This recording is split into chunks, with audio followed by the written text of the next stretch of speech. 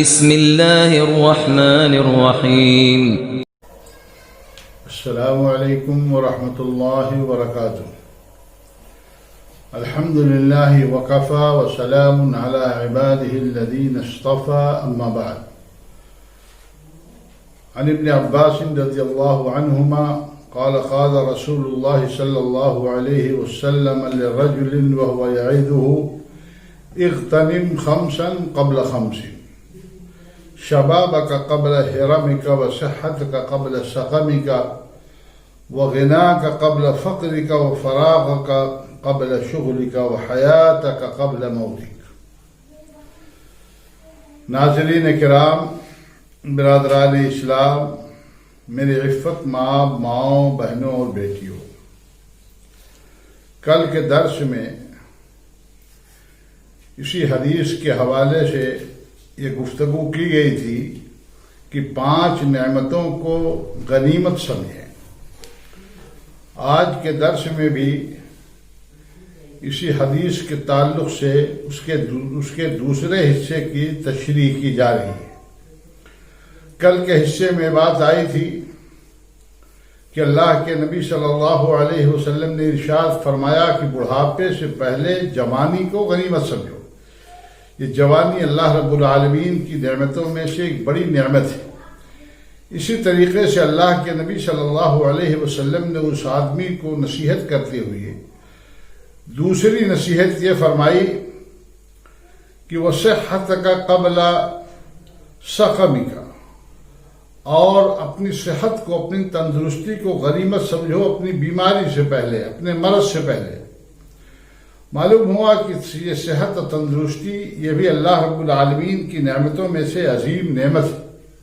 ایک شاعر نے کہا ہے کہ تنگ دستی اگرچہ ہو غالب، تنگ دستی اگرچہ ہو غالب، تندرستی ہزار نعمت ہے. تندرستی اللہ رب العالمین کی نعمتوں میں سے ایک عظیم نعمت ہے، لیکن یہ نعمت پائیدار نہیں رہتی ہے. آج تندرستی ہے، کل آدمی بیمار ہو سکتا ہے،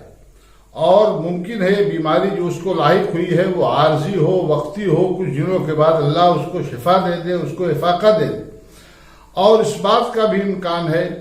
کہ یہ بیماری مزمن ثابت ہو، پائیدار ثابت ہو، اس کی زندگی کے ساتھ وہ بیماری لگ جائے اور وہ تاحیات بیمار رہے اور اسی کے ساتھ وہ قبر میں چلا جائے. اس لیے انسان کو اس صحت کی، اس نعمت کی قدر کرنی چاہیے، اور صحت کی حالت میں اللہ رب العالمین کی طاعت و بندگی کر کے اپنے نامہ اعمال کے اندر نیکیوں کا ایک بڑا ذخیرہ جمع کرنے کی کوشش کرنی چاہیے. یہ صحت آدمی کے اپنے ہاتھ میں نہیں ہے، یہ اللہ رب العالمین کی طرف سے صحت بھی ہے، بیماری بھی ہے، لیکن یہ صحت یہ اللہ رب العالمین کی نعمتوں میں سے ایک بڑی نعمت ہے. اس نعمت کی قدر ہونی چاہیے اور اس نعمت کو اللہ رب العالمین کی رضا میں استعمال کرنا چاہیے. اس لیے اپنی صحت و تندرستی کو ہم اور آپ غنیمت سمجھیں، کیونکہ جب صحت تندرستی رخصت ہو جائے گی تو پھر ہمیں ندامت ہوگی، شرمندگی ہوگی کہ ہم نے اپنی صحت و عافیت کو اللہ تعالیٰ کی اطاعت و فرما برداری میں کیوں نہیں لگایا. جیسے آج بہت سارے لوگ، بہت سارے نوجوان اپنی صحت و عافیت کو حرام اور معصیت کے کاموں میں ضائع کر رہے ہیں، اور جب صحت و عافیت ان سے رخصت ہو جاتی ہے وہ بیمار ہو جاتے ہیں، کسی مزمن بیماری کے اندر مبتلا ہو جاتے ہیں تو پچھتاتے ہیں، نادم ہوتے ہیں، شرمندہ ہوتے ہیں، لیکن ان کی اس ندامت کا کوئی فائدہ نہیں ہوتا ہے. لیکن اس لیے آدمی کو اپنی صحت و عافیت سے دھوکے میں نہیں پڑنا چاہیے، بلکہ صحت و عافیت کی حالت میں نیک اعمال کا ذخیرہ جمع کر لینا چاہیے، کیونکہ ہمیں نہیں معلوم ہے کہ ہم کب تک صحت مند رہیں گے، کب بیمار ہو جائیں گے اور کب اس دنیا سے رخصت ہو جائیں گے، اس کا ہمیں پتہ نہیں. اللہ کے نبی جناب محمد رسول اللہ صلی اللہ علیہ وسلم نے اپنی ایک صحیح اور سچی حدیث میں ارشاد فرمایا کہ نعمتان مغبون فیہما کثیر من الناس. 2 نعمتیں ایسی ہیں کہ جن 2 نعمتوں کے حوالے سے بہت سارے لوگوں کی اکثریت خسارے اور نقصان میں رہتی ہے. یعنی اس نعمت کا صحیح معنوں میں استعمال نہیں کر پاتے ہیں، اس نعمت کی قدر نہیں کر پاتے ہیں۔ اللہ کے نبی صلی اللہ علیہ وسلم نے ان دو نعمتوں کا ذکر فرمایا، کہا پہلی چیز ہے الصحہ، تندرستی۔ آدمی تندرست ہوتا ہے، تمانا ہوتا ہے، اس کو کوئی بیماری نہیں ہوتی ہے، وہ جو کرنا چاہے کر سکتا ہے۔ اللہ رب العالمین کی طاعت، عبادت، قرآن کی تلاوت، نماز کا اہتمام یا اسی طریقے سے دوسرے کارہائے خیر و انجام دے سکتا ہے، لیکن وہ صحت کے ان ایام کو اسے لہو و لعب کے اندر وہ گزار دیتا ہے۔ اسی طریقے سے فراغت بھی، اس کے تعلق سے انشاءاللہ آگے گفتگو کی جائے گی، لیکن اللہ کے نبی جناب محمد رسول اللہ صلی اللہ علیہ وسلم نے فرمایا کہ ان دو نعمتوں کے تعلق سے صحت کے بارے میں اور فراغت کے بارے میں آدمی خالی رہتا ہے، بزی نہیں ہوتا ہے، مصروف نہیں ہوتا ہے، فرصت کے اوقات اس کے پاس ہوتے ہیں لیکن وہ ان کا صحیح استعمال نہیں کر پاتا ہے۔ اس لیے اللہ کے نبی جناب محمد رسول اللہ صلی اللہ علیہ وسلم نے فرمایا کہ بہت سارے لوگ اللہ کی دو نعمتوں کے تعلق سے خسارے اور نقصان کے اندر رہتے ہیں۔ ایک بات ہم اور آپ یہ بھی یاد رکھیں کہ اگر صحت اور تندرستی کے ایام میں ہم نے اللہ رب العالمین کی عبادت کی ہے، نیکی کا کوئی کام کیا ہے، قرآن کی ہم تلاوت کرتے رہے ہیں، تہجد کی نماز کا ہم اہتمام کرتے رہے ہیں، یا اسی طریقے سے دوسرے کارہائے خیر ہم انجام دیتے رہے ہیں، اور ہم اللہ رب العالمین کی مشیت سے، اس کی مرضی سے بیمار ہو گئے، اور بیماری کی وجہ سے ہم قرآن کی تلاوت نہیں کر پا رہے ہیں،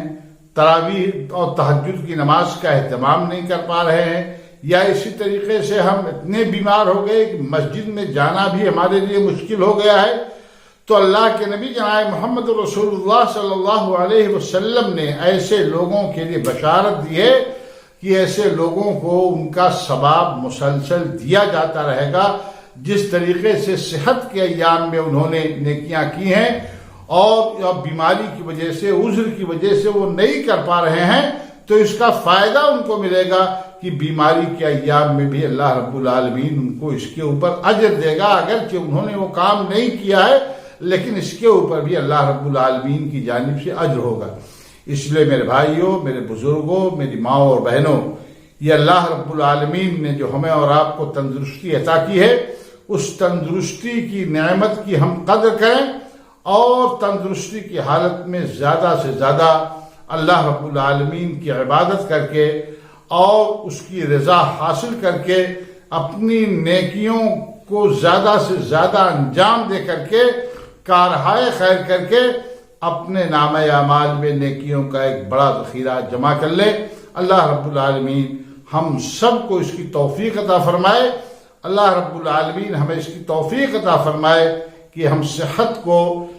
غنیمت سمجھتے ہوئے صحت کے حالات میں، صحت کے ایام میں ہم زیادہ سے زیادہ نیکیاں کما سکیں۔ اللہ رب العالمین ہم سب کو اس کی توفیق عطا فرمائے، آمین۔ وآخر دعوانا الحمد للہ رب العالمین، والسلام علیکم ورحمۃ اللہ وبرکاتہ۔